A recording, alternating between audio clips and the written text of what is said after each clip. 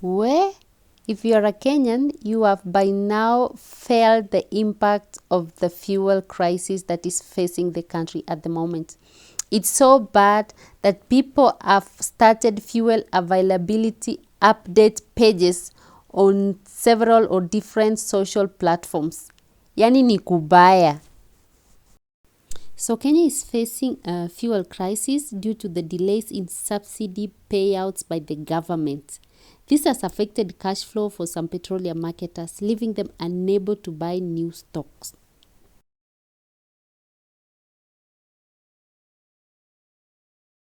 Some people are of the opinion that the shortage is occasioned by unprecedented logistical constraints, which have caused independent petroleum dealers to run out of petroleum stocks.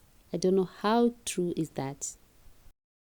Some analysts linked the fuel shortage to delays in reimbursing more than 13 billion Kenya shillings in subsidy cash to oil marketers. The Kenyan government introduced the scheme last year where it pays oil marketers for the high cuts on their margins to keep recommended pump prices. Otherwise, we the consumers would have to, pay more.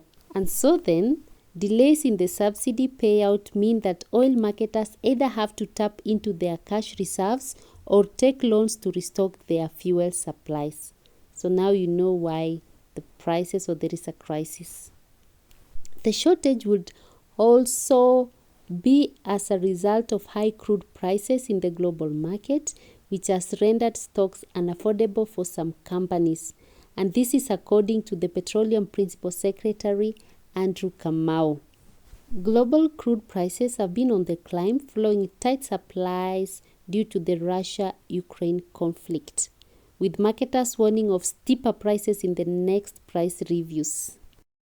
So this is how the situation was in most of the petrol stations around or within Nakuru town.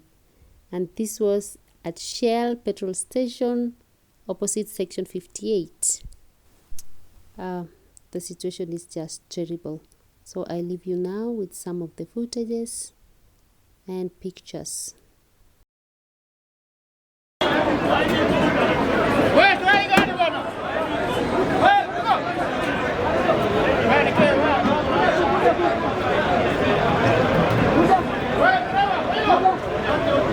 It's really crazy what's happening. I mean, transport operators have hiked their fares in response to the crisis. Travelers are stranded because the long-haul operators have grounded their fleets. I mean, it's chaos. It's chaotic.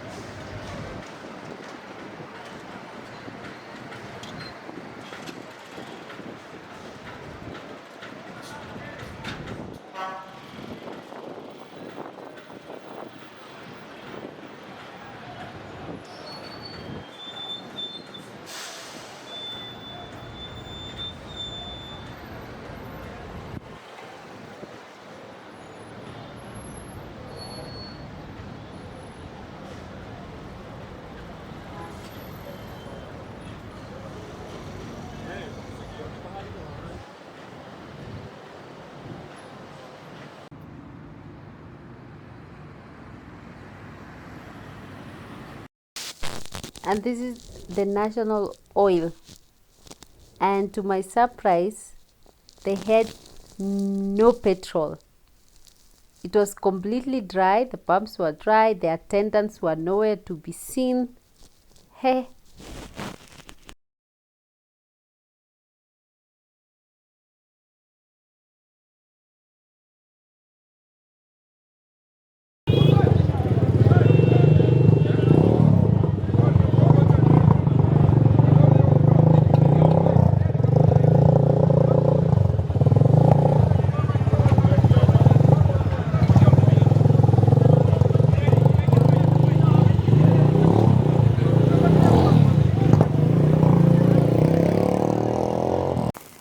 One of these guys actually told me that he came yesterday and then he didn't find the fuel because there was a long queue.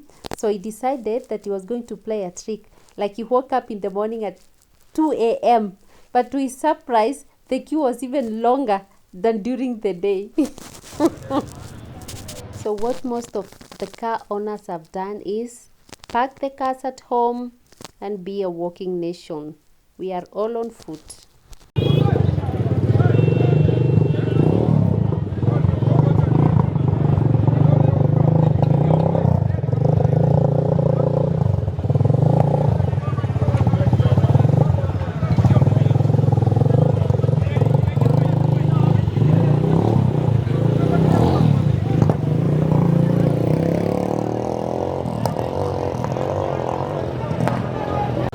Ati ndio maisha ya Azimio. Ndio maisha ya Azimio vitu gani? Huyu aache kushughulikia wananchi, ati anashughulikia siasa ya nini? Some citizens had contrary opinions as to why there is the fuel crisis.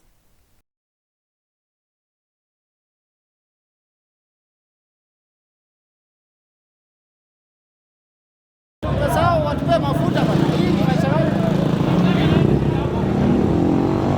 Ati ndio maisha ya Azimio vitu gani madam? Sasa unauza mitungi? Mimi nimekuja mafuta. Hizi zote umekuja mafuta utazibeba aje? Mimi nimekuja mafuta. Unajua hii maisha sasa hii ya Azimio tunaweza zima kila saa.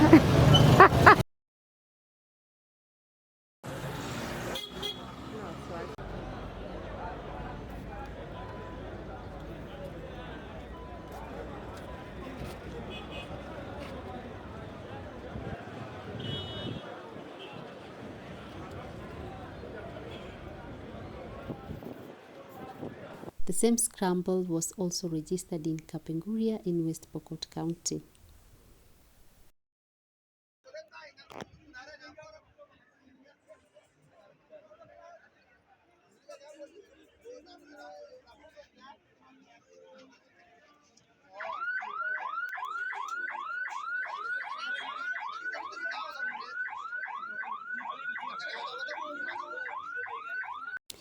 So it is my hope that the crisis is going to be resolved the soonest so that we can go back to our usual way of life. And I'm just leaving you now with the beautiful sceneries of Nakuru town, the green city, the city of flamingos.